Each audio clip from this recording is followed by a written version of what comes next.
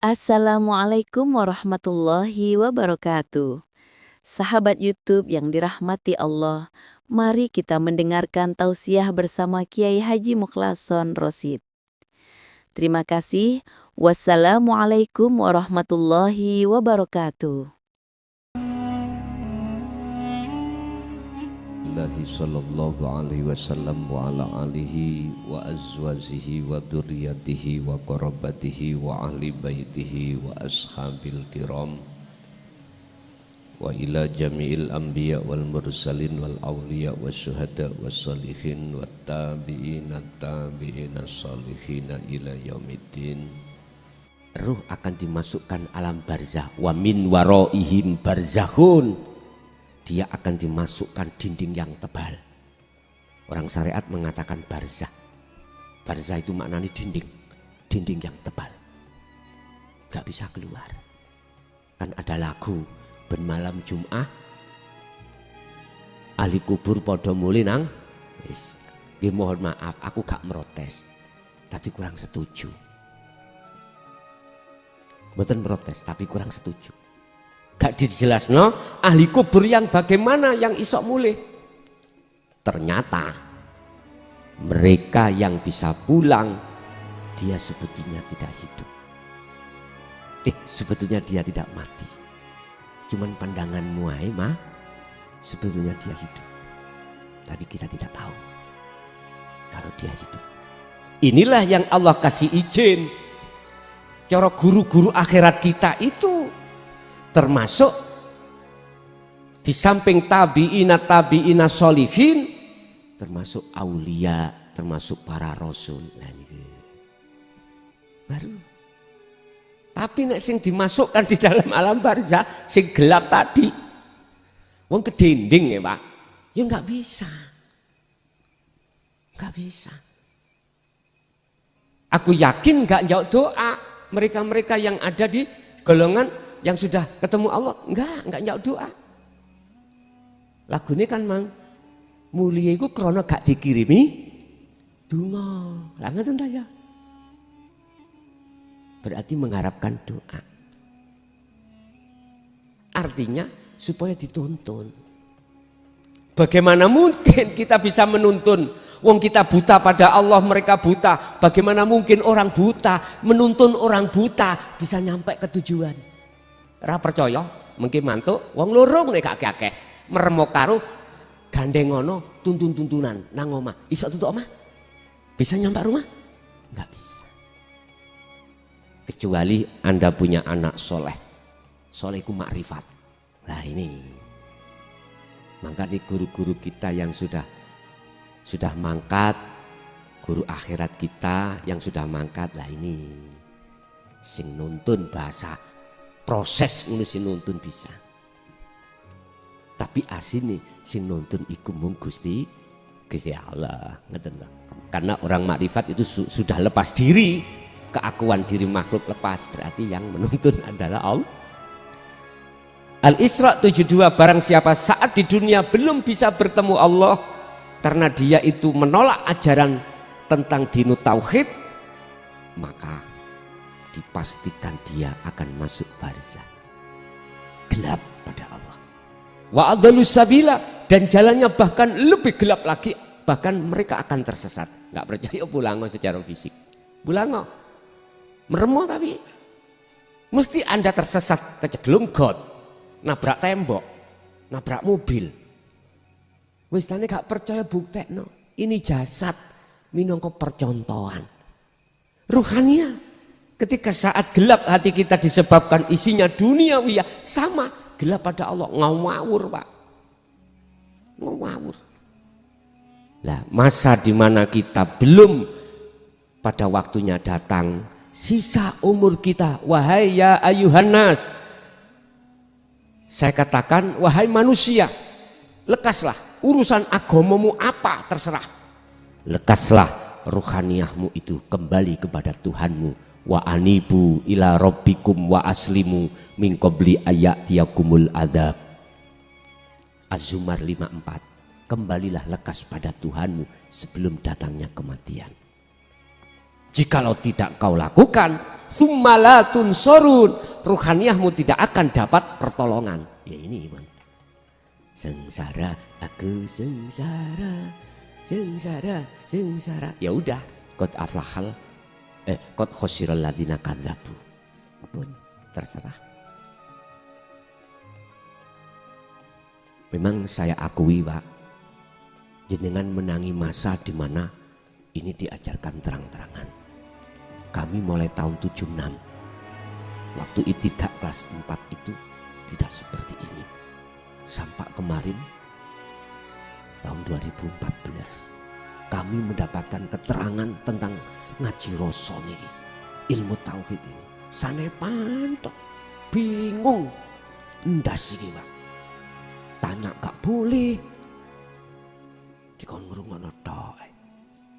Ternyata wong kula pernah meksa nakoi takok tentang Allah terhadap Mbah Khozin Pondok Ringin Agung Kediri. Kula dipisui Pak. Pisuane iku DANCOK. Nggih. Wis sampean waca dhewe niku. Nggih, kula dipisui ning ngarepe tiyang kathah. Masalahnya kula tanya ning ngarepe wong akeh. Niku tanggal 15 Syawal. Sekitar tahun 93. Beliau masih sugeng. Lah, Mbah Khozin itu memang tokoh tasawuf Pak. Di samping dia itu ahli ilmu falah, juga ahli ilmu tauhid. Saya tanya, Mbah, wujud Gusti Allah iku pundi Mbah? Sing yo napa? Mboten dituduhaken niki, mboten. Langsung misuh niku wau. Ngarepe tiyang kathah. Kula nggih wedi-wedi ndredeg Pak. Tapi kula yakin misuhe beliau itu tidak koyok misuhe wong muring-muring. Aku yakin misuhe niku jelas bikin barokah. Muring-muringe guru akhirat iku Pak terhadap kita bukan godop tapi barokah. Ngaploke, ngiloknone, ngongkone iku sebetulnya walaupun berat iku sebetulnya barokah pada kita. Ternyata apa Pak? Setelah itu kula dibisi. Nger jam 12 bengi kok rini teko pondokmu. Pondok kula wonten Sumbersari. Mbah Fakih mlaku mrene liwat sawah. Wis ngoten niku sanepan, Pak. Tapi murid mboten saged ngertekno. Ya liwat sawah mlaku nggih ngoten niku. Bah ana ula bah ndak. Wong jaman iku listrik dereng wonten. Tasik diesel ngeten teng pondok. Akhirnya kalau nggih jam 12 rawuh. Kira-kira jaraknya 2 kilo Pak.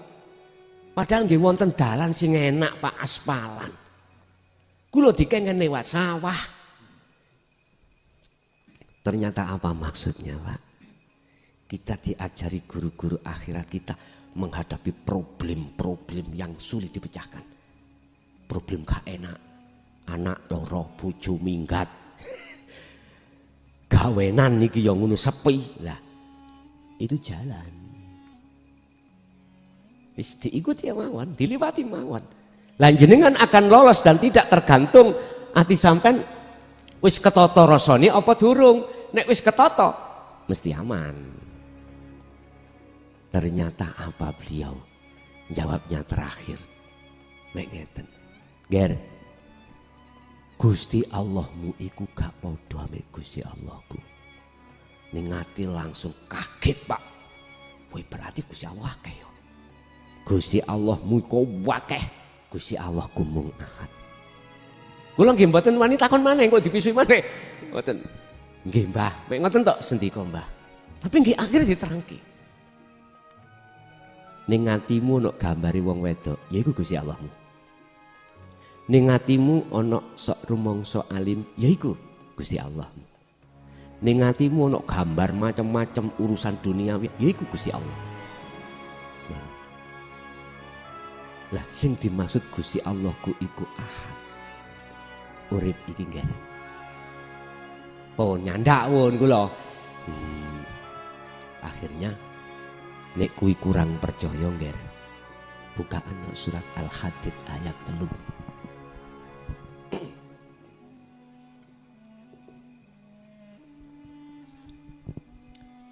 Langsung kula buka, Pak.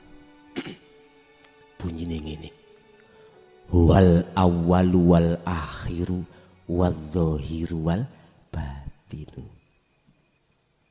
Gusti Allah iku wujude ya ning awal lan ning akhir setiap aktivitas apa. Sing nguasai segala hal awal dan sampai rampung iku Allah nggih. Zahir lan batin ya ning jaba lan ning jero nggih. Ya ning nduk ndi ae nggih. Wis pun. Kok umpama cara akal kula mboten wani takon, mboten cair Pak nggih.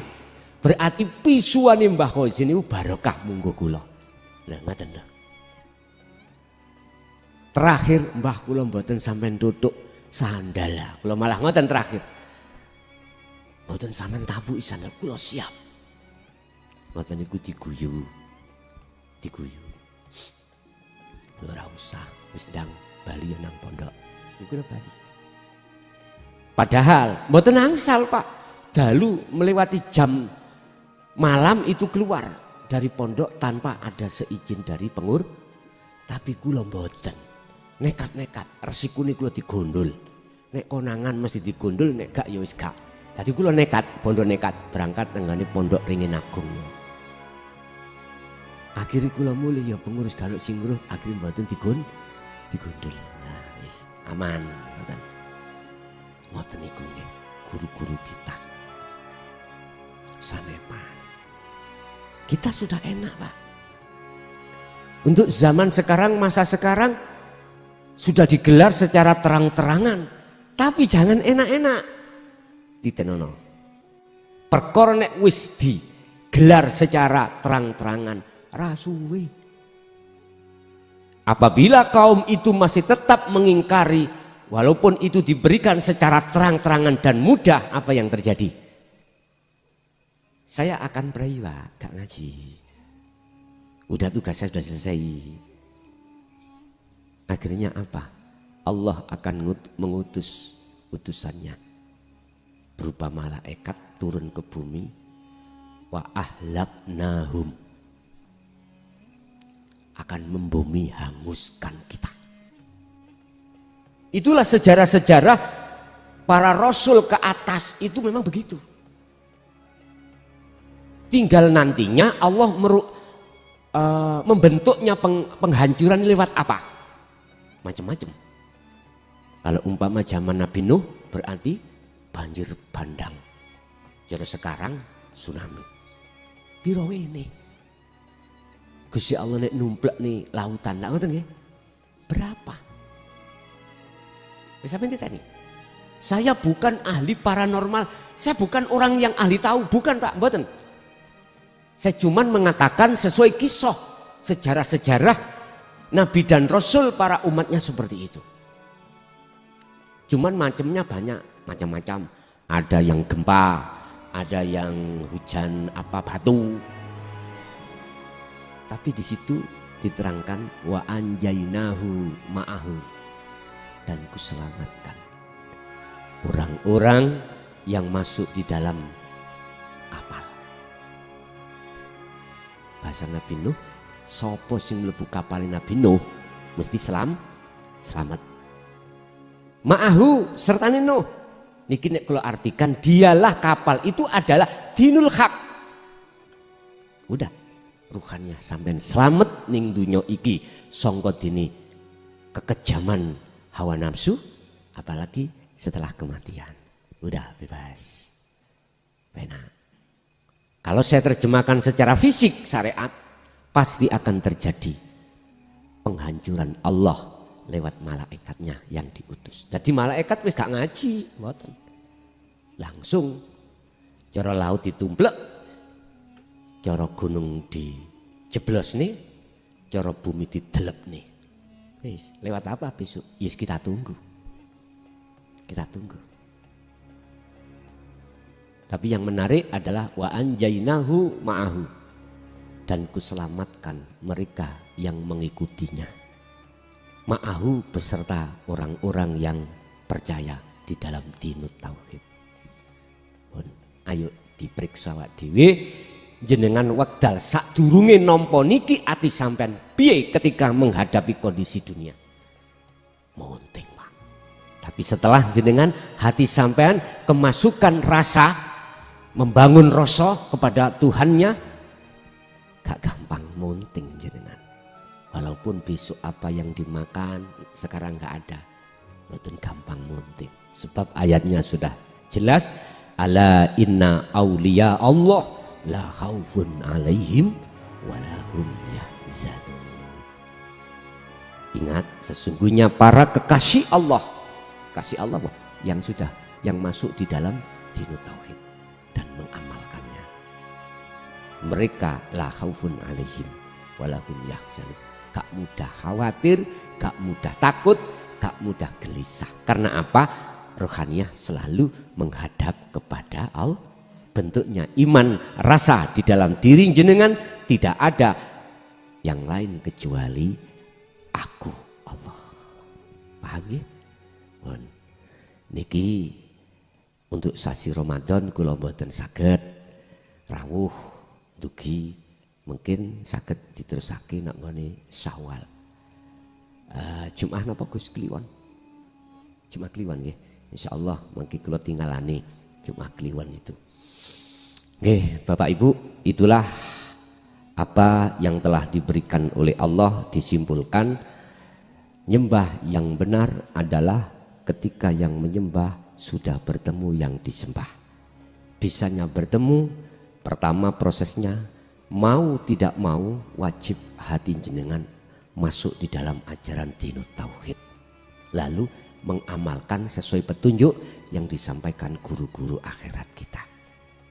Akhirnya kita kholwat, kita zikir, dengan zikir rasa, disitulah akan terjadi pertemuan. Ingat, kesimpulan ini dimasukkan di dalam surah Al-Kahfi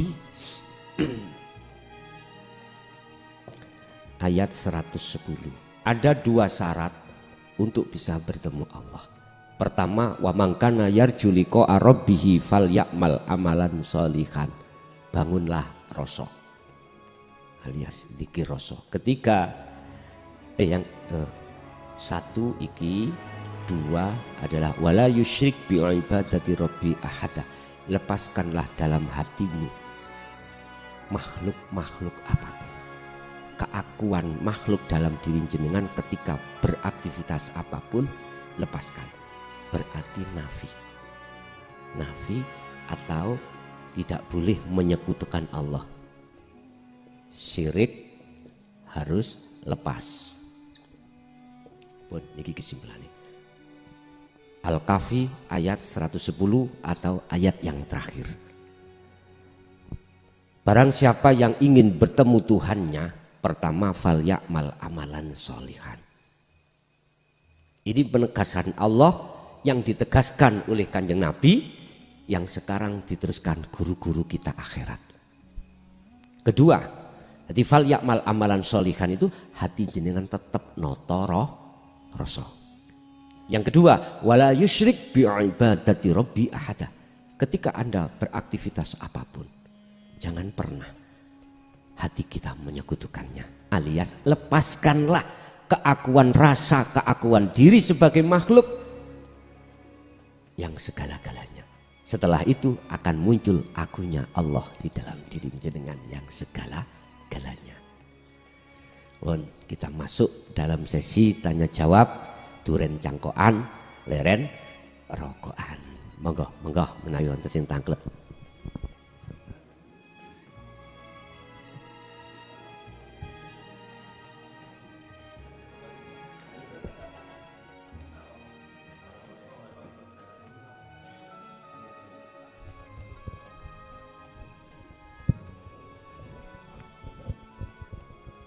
Assalamualaikum warahmatullahi wabarakatuh. Mohon maaf Kiai kalau tanya saya nanti keliru. Ini untuk sholat itu tidak pernah khusyuk, selalu ingat yang di dunia. Ini mohon diberi penjelasan untuk zikir biar bisa khusyuk, itu zikirnya ayatnya ayat apa gitu. Matur nuwun. Saged kula gosok nggih.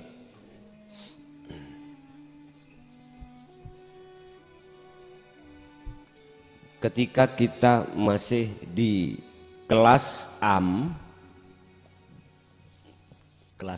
berarti kelas umum, kelas syariat, kita dididik dikenalkan Allah itu hanya nama, lewat kalimat tauhid, la ilaha illallah, nama. Ini disebut dzikir jahar.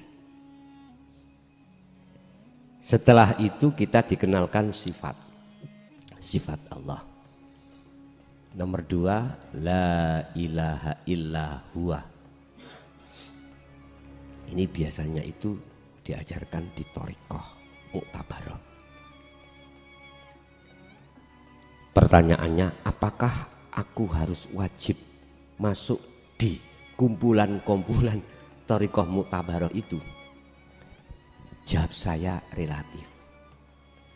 Sebab hakikat thariqah jalan itu semua aktivitas ikut thariqah, termasuk sholat ikut thariqah sebetulnya. Kita sejak kecil itu sudah dididik tentang syariat dan thariqah, Pak. Sebetulnya saya tidak bicara thariqah mu'tabarah di luar niku lho nggih. A sampai Z enggak. Lah ini untuk noto jasad jasmani. Biasanya orang kalau sudah sibuk noto iki dipikpikno lupa dengan noto rasa.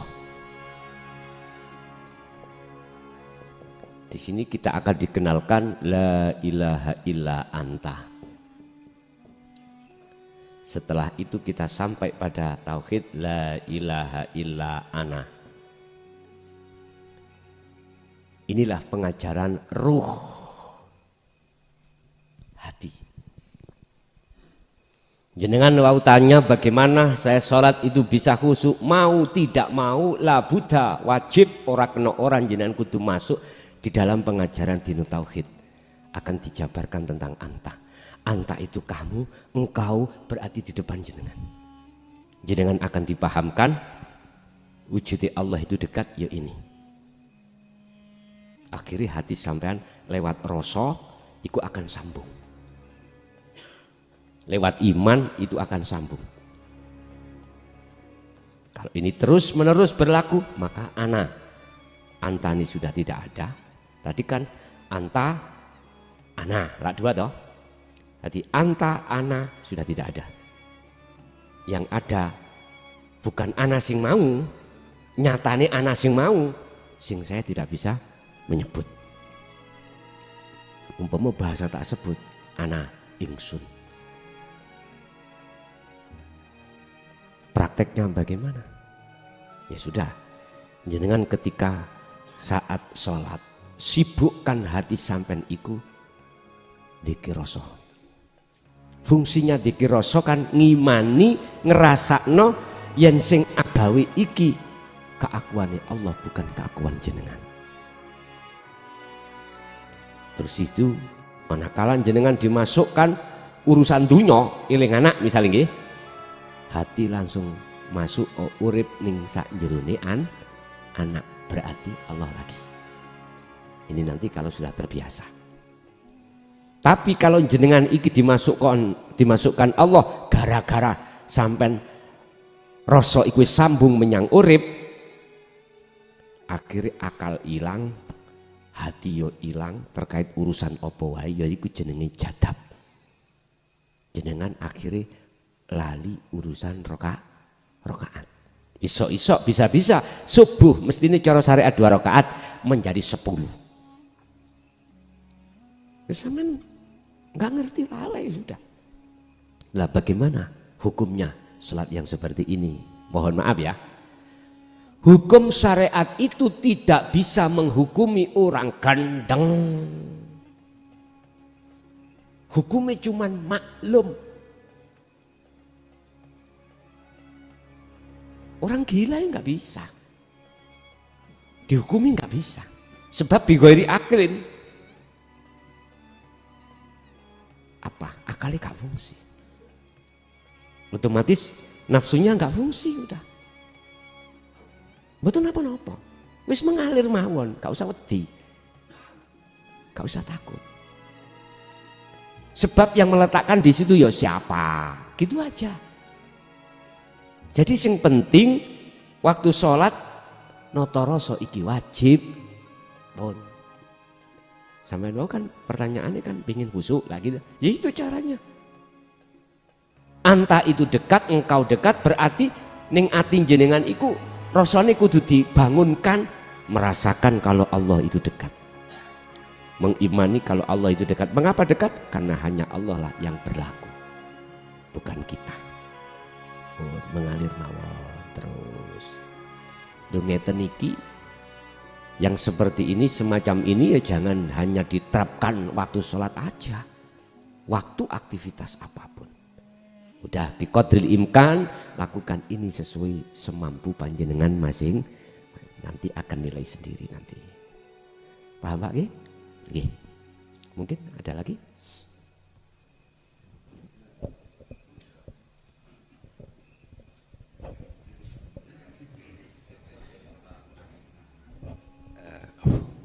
Assalamualaikum warahmatullahi wabarakatuh. Waalaikumsalam. Saya ajeng letakkan kalau rogo itu bisa sakit, roh itu bisa sakit tidak? Terus, kalau rogo bisa sakit, iya. Kalau roh bisa sakit enggak? bisa sakit enggak? Mboten nggih. Terus yang kedua, jiwa niku napa, roh niku napa? Mboten nggih. Cekap semanten. Matur nuwun. Jiwa dan ruh.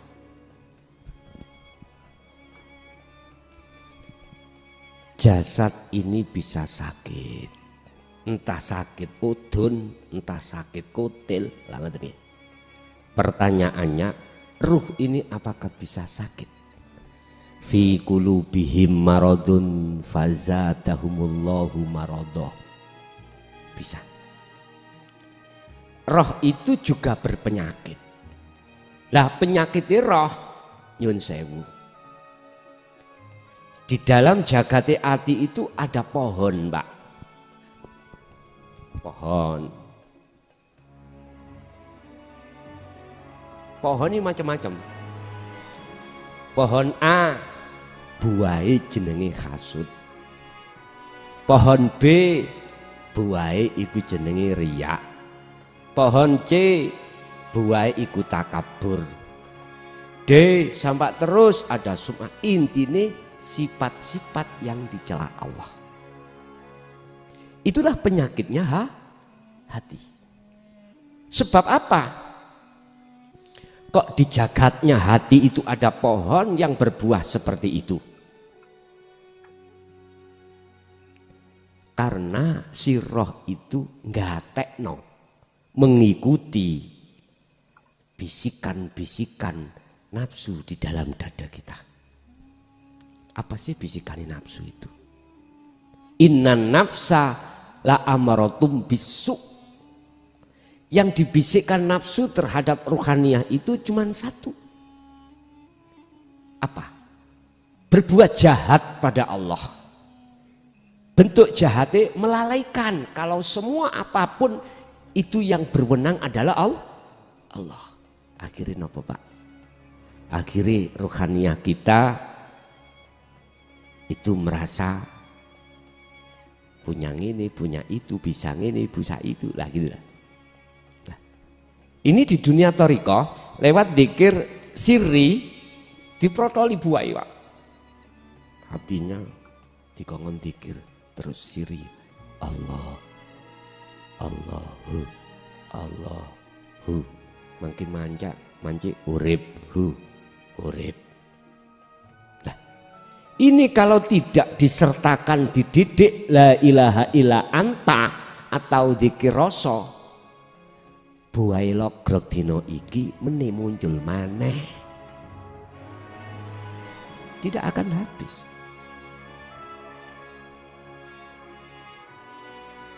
Sehingga mohon maaf, bertorikoh lewat manapun dan puluhan tahun pun nggak bisa. Buah dari pohon-pohon itu nggak muncul lagi, nggak bisa. Nah terus biar nggak muncul bagaimana? Walladzi arsala rasulahu bil huda wa dinil haq, aidinu tauhid. Ini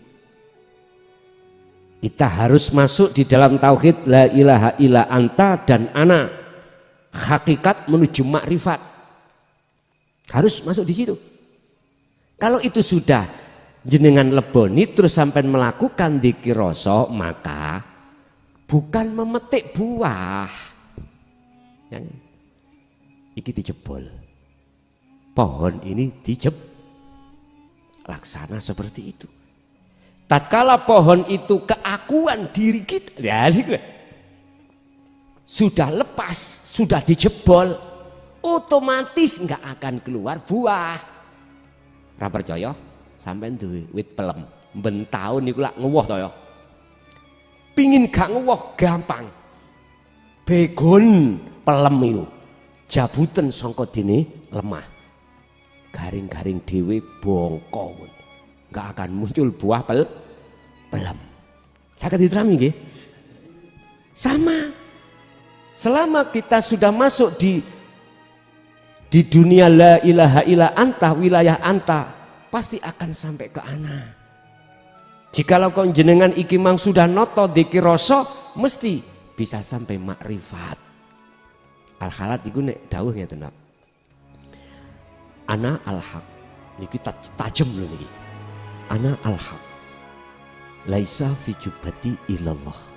Ini gara-gara niki al-halat dipenggal. Saya adalah kebenaran. Al-haq, saya adalah Allah. La ilaha illa ana. Di situ ada surat Al-Anbiya ayat 25 niku. Nggih, Al-Anbiya. Beliau mengatakan ana al-haq. Saya adalah Allah. Al-haq itu dimaknai kebenaran. Kebenaran itu jatuhnya hanya pada Allah. La fi jubati illallah. Tidak ada di dalam jubahku iki sarung kecuali Allah. Bagi orang yang nggak paham, menuduh al-halat itu ngaku-ngaku sebagai itu, padahal tidak. Nyata no Allah kebenaran pada secara dohir iki. Cuman wae berhubung orang itu melihat al-halatnya, maka dia menuduh al-halat ngaku-ngaku Tuhan. Padahal jikalau tidak ada Allah di dalam diri al-halat, nggak mungkin al-halat bisa ngucap itu. Sing ngucap itu sebetulnya Allah, cuman nggak diterang ini akhirnya salah paham, lho ngoten lho. Pertanyaan apa? Rasulullah juga dulu menyatakan ini. Iya, Al-Anbiya 25. Wa ma arsalna min qablika mir rasulin illa nuhi ilaihi annahu la ilaha illa ana fa'budun. Wis, nek gak percaya mbuh. Allah dawuh, Muhammad, aku tidak pernah mengutus utusan sebelum kau Muhammad, termasuk dirimu, kecuali harus membawa wahyu intiku iki, wahyu yang paling inti. Berupa apa? La ilaha illa ana. Tidak ada Tuhan yang wajib disembah kecuali aku. Loh, aku bahasanya. Fa'budu, supaya mereka kau ajak menyembah aku. Allah, tinggal ana. Iki marifat. Udah.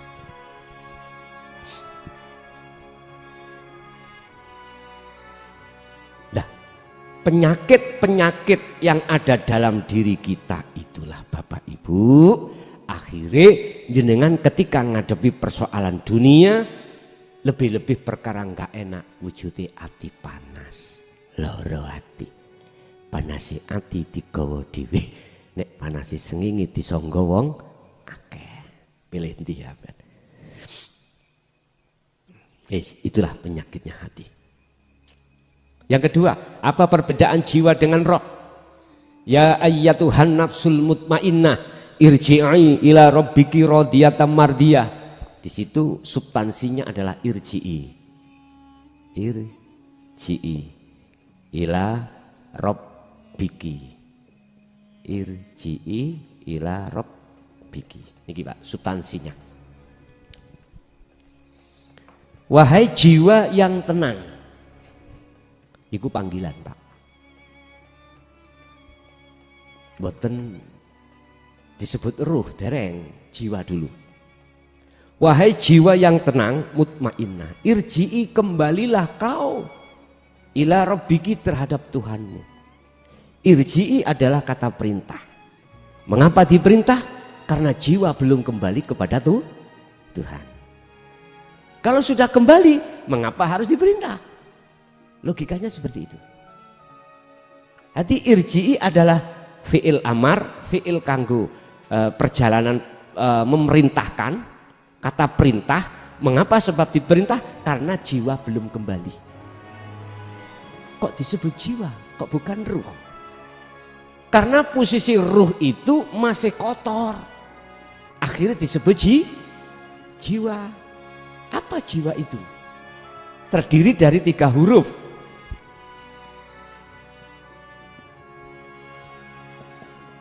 Orang Jawa mengatakan nafsu, nafsan.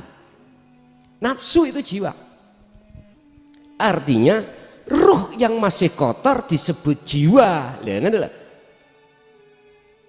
Lah iki kok mutmainnah karena ruh itu sudah jinak. Mutmainnah iku anteng. Mengapa jinak? Mengapa anteng? Karena sampai noto rasa.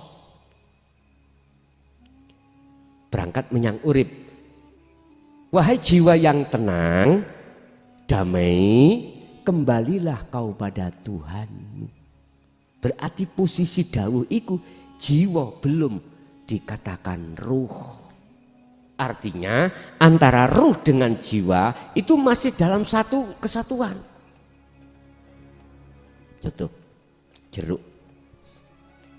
Sebelum makan itu ada perintah. Once ono. Berarti bahasa once ono kudu melepaskan antara kulit dengan isi. Oleh karena ruh itu tadi masih terkuasai oleh nafsu jiwa, maka ada perintah irji'i, kembalilah pada Tuhan. Berarti harus dilepas. Kalau sudah dilepas, di situ kan ada rodiyata mardiyah, gitu. Fadkhuli fi ibadi wadkhuli jannati. Tapi ono rodiyata mardiyah dulu. Artinya jenengan iki ngelepasnya itu sudah harus ridho dan ikhlas. Dikatakan ikhlas ridho seperti orang tukang parkir. Diambil mobil mewahnya oleh si pemilik, nggak mungkin tukang parkir niku gandoli lah ngerti. Iki wekku, nggak mungkin. Mesti monggo. Malah jalannya itu diamankan lah gitu toh. Bisalamin aminin aman. Garakno banyak manusia nggak tahu dadi tukang parkir. Jadi ning atine sik ngaku. Sik ngaku-ngaku. Jiwa. Kalau ini sudah dilepas, berarti dia fadkhuli fi ibadi, masuk dalam golongan ahli syuhud, kekasih Allah, otomatis wadkhuli jannati. Jannati itu berarti bahagia, hati sampai damai, nikmat. Bayangane wong saleh akan surga omah wis mewah ono kuno, ngerti bayangane fisik tuh bayangane. Ini adalah bahagianya rohaninya. Jadi apa perbedaan antara jiwa dengan ruh? Kalau jiwa itu adalah nafsu, kalau ruh adalah fitrah. Roh itu adalah nanti loh, sing kula sebut hidup.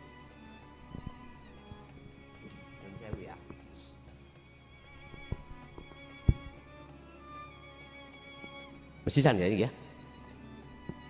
Tergantung jenengan memahami ku ya Allah.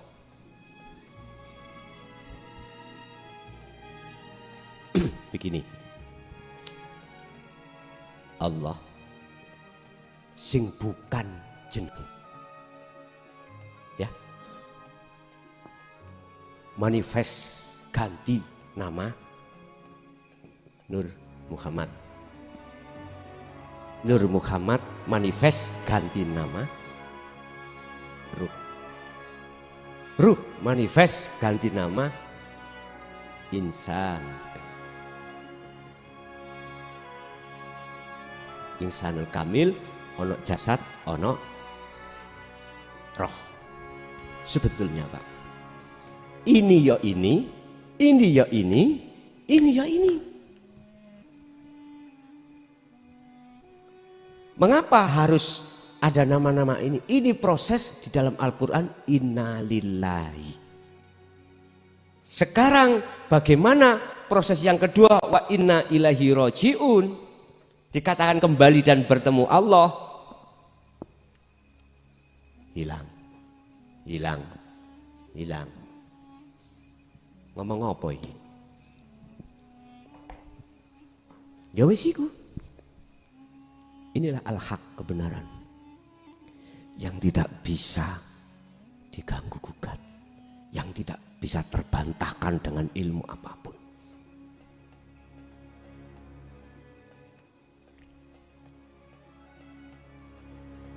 Urusan dong gak dong bukan urusaku. Sing gawe ngedong ya sapa? Ya dah ya. Mun ngoten mawon gak usah pusing-pusing. Empun dipikir teman-teman.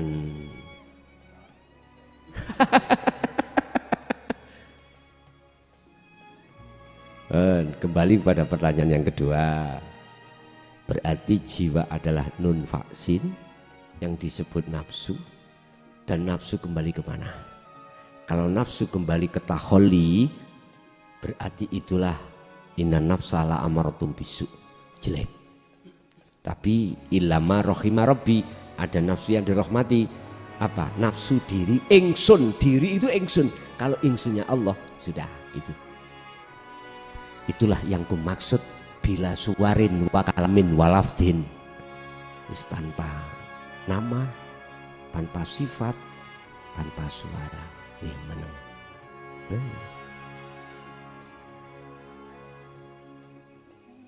Jadi kita mengatakan ruh dari pandangan mana? Kalau pandangan kacamata syariat yo makhluk. Kalau pandangan hakikat beda. Kita runtut asal muasal mau. Jelas Pak nggih? Oke, ada lagi.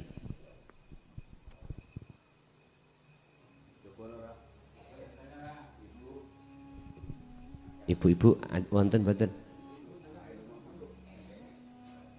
Sampun.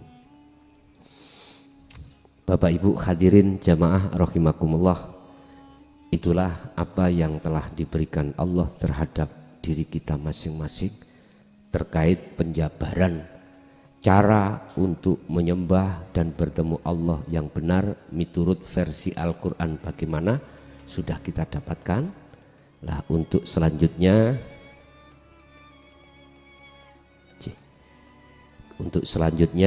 kita harus tetap mengikuti apa saran-saran petunjuk dari guru-guru akhirat kita, yaitu selalu notoroso dengan bentuk falyakmal amalan solihan.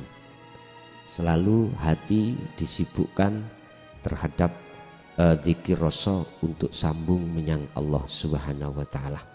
Mudah-mudahan ilmu itu menjadi ilmu yang bermanfaat dan ilmu yang berkah terhadap kita dan keluarga kita, anak keturunan kita ila yaumil qiyamah. Wabil khusus ila ruhi ila arwah Ibu Rumiati binti Masdi Rasdi wa Bapak Mayar nggih bin Narto Slamet wa farallahu lahuma wa kafir anhuma wa adkhalhuma ila rahmatika ya Allah bi ghairi hisab. Lahumul Fatihah. Alhamdulillah.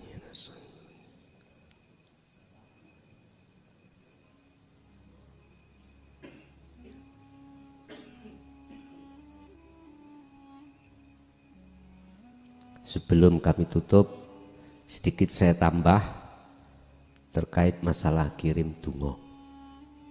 Itu ada dua macam. Ada yang ditolak Allah, ada yang diterima.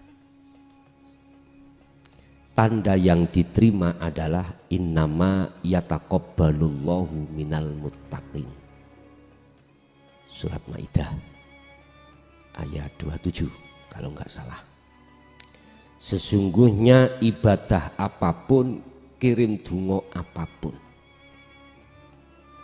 yang hanya diterima oleh Allah adalah keadaan hatinya orang tersebut muttaqin. Muttaqin, takwa itu bagaimana tuh? Kalau kita nukil di dalam kitab Hikam Ibnu Athaillah itu ngeten Pak. Husnul a'mali nata iju husnil ahwal min qalbin zahidin. Diterimanya satu amaliyah itu karena keadaan ruhaniyah sampai ma'rifat.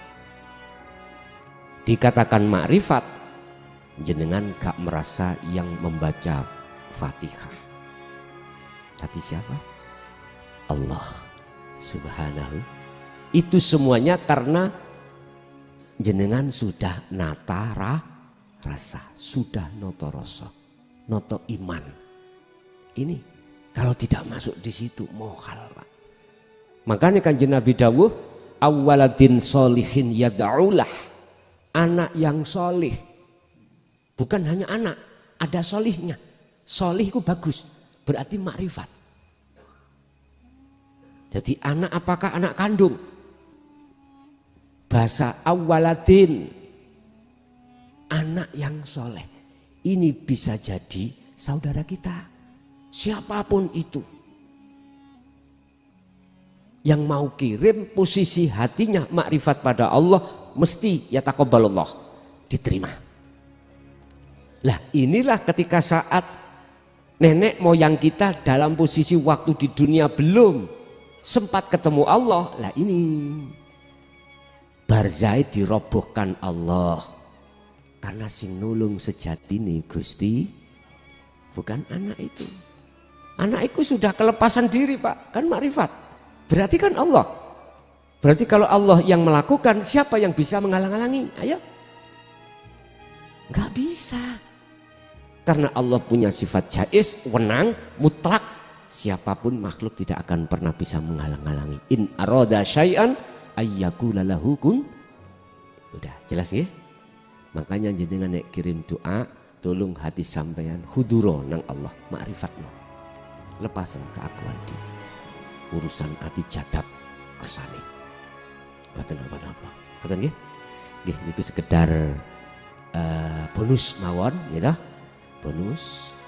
Saya mulai awal sampai akhir secara pribadi kalimat barangkali ada yang menyinggung, terus ning ati sampean loro, sing wonten medsos, nek sing wonten majelis aku yakin tidak. Karena kita satu rasa, satu iman, satu saudara. Saya yakin enggak. Justru jenengan akan terus mencari dan mencari, tidak ada rasa haus untuk pengajaran ilmu rasa ini. Nggih. Barangkali di luar sana ada yang merasa tersinggung, ucapan saya dianggap enggak enak. Sekali lagi saya enggak ada niat itu. Saya cuma meluruskan aja ajaran Rasulullah yang selama ini disembunyikan. Mohon maaf awal sampai